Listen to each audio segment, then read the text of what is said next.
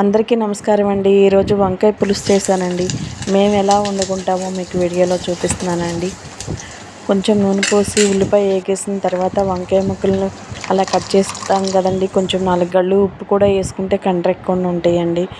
ఇంకా తర్వాత అవి తీసి నూనెలో వేసేస్తానండి.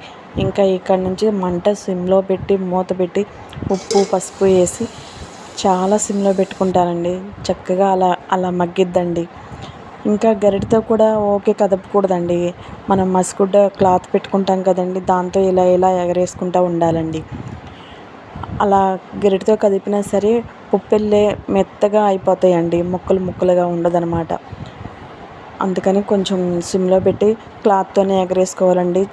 మొత్తం మగ్గిపోయిన తర్వాత అప్పుడు కొంచెం కారం వేసి కదపకూడదండి. మనం మామూలుగా అయితే కారం కలిసేటట్టు తిప్పుతాం కదా, తిప్పుకోకుండా చింతపండు గుజ్జు తీసుకుని ఆ గుజ్జు పోసేయాలండి.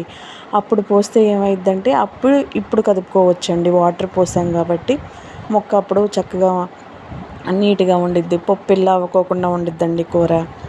ఇట్లా వండుకుంటామండి మేము. ఇంకా అప్పుడు మళ్ళీ మూత పెట్టేసి సగం కొంచెం ఓపెన్గా మూత పెట్టేస్తే ఉడుకుతూ ఉండిద్ది. మధ్య మధ్యలో కొంచెం కదుపుకుంటూ ఉండాలండి. 2 రెమ్మలు పచ్చి కరివేపాకే వేసానండి. కొంచెం ఫ్లేవర్ బాగుండిద్దిలని వేసాను. కొత్తిమీర ఏమి వేయనండి, అంకుల్ గారికి ఇష్టం ఉండదు అవేమి. ఇలా నాచులర్గానే వండుకుంటామండి మేము. ఇంకా మూత పెట్టి మళ్ళీ మధ్యలో కదుపుకుంటూ ఉండాలండి. ఎందుకంటే మనకి చక్కగా అది ముక్క కొంచెం గుజ్జుగా మ్యాష్ అయినట్టు ఉంటుందండి. అప్పుడు ఇంకా బాగా టేస్ట్ వచ్చిద్దండి. అందుకని అలా ఎక్కువసేపు అలా కదుపుతూ ఉంటానండి.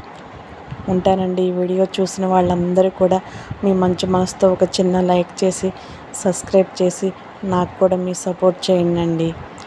థ్యాంక్ యూ సో మచ్ అండి. ఇంకా అలా గుజ్జు గుజ్జుగా ఉంటే కూర రెడీ అయిపోయినట్టేనండి.